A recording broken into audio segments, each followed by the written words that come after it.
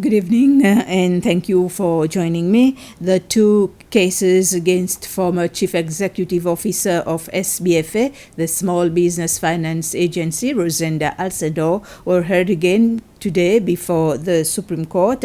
Ms. Alcindor is accused of corruption and abuse of position at the SBFA. The defense lawyer is still waiting for the documents of Ms. Alcindor held by the Anti-Corruption Commission. These were seized amongst the documents of lawyer Laura Valabji, who was defending her in these cases but has since been arrested and charged in the missing $50 million case.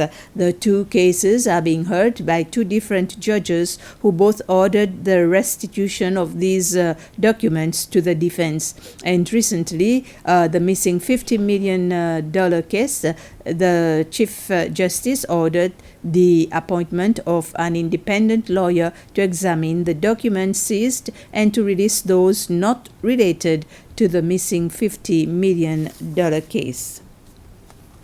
Seychelles has started working on its first trade policy review since it joined the World Trade Organization in 2015. Representatives from different ministries and relevant agencies have started discussions on different points and sectors involved in trade in the country. The three-day session is being guided by representatives from the WTO Secretariat.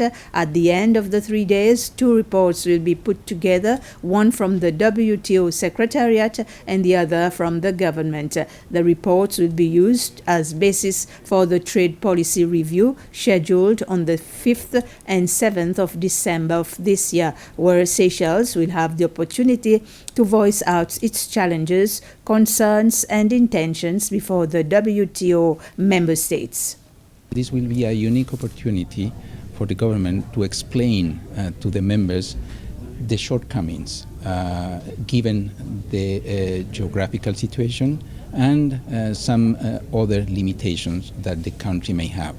WTO members will be able to appreciate this situation and offer suggestions of how the Seychelles can use the multilateral trading system of the WTO to enhance its participation and to get more benefits of its membership in the provision of technical assistance or capacity building. The central bank has discussed with President Ramkalawan the economic realities of 2021 and international events affecting the country. This was after the governor of the central bank, Caroline Abel, presented to the president the central bank's annual report. During the talks, Governor Abel said the main issue of concern was the rise in prices of commodities, but added that the financial situation is stable with the increase in tourism arrival.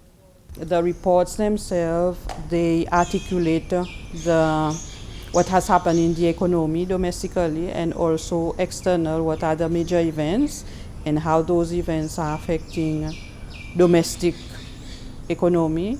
We also discussed the recent events of 2022, which is mainly the Ukraine-Russia crisis and how this is affecting world economic landscape, and given that Seychelles, we are dependent on the world for trade, how this is affecting us, and it's mainly affecting us through high prices of commodities and also the movement of goods between ports and Seychelles.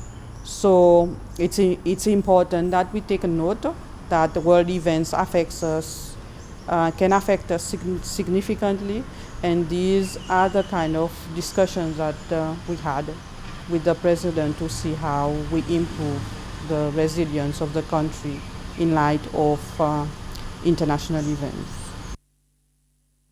COMESA has commended Seychelles for its dedication and leadership in the implementation of the COMESA gender policy. It was the organization's Director of Gender and Social Affairs, Beatrice Simwapenga Hammonson, who expressed satisfaction for Seychelles' achievements as a COMESA member state during a joint gender sensitization workshop at the Savoy Hotel this morning. The workshop participants saw officials of the Ministry of Youth, Sports and Family and several of its gender partners from the public and private sector. The one-day workshop was launched by the Minister for Youth, Sports and Family, Marie-Céline Diallo.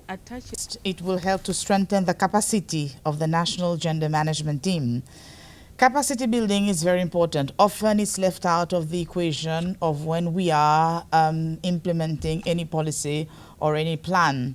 And recently, PS Uko and myself, we were in Dubai for a couple of gender events, and we saw how important capacity building empowerment is, because even if we have evolved, the problems have also evolved with us, and I think that we need to always be in the front line and to look at how modernization has brought about other issues, so that we can make sure people are not just given instructions, but that they are also given the tools so that they can really do the transformation that is needed, so that men and women, we can live better together. This is our catchphrase. Second, it will support implementation of the national gender policy of Seychelles and provide gender planning tools. And of course, strengthen the strategic collaboration, networking and partnership between government, civil society and private sector in order to strengthen the gender competencies nationally as well as internationally. That's it for the news. Thank you for your attention.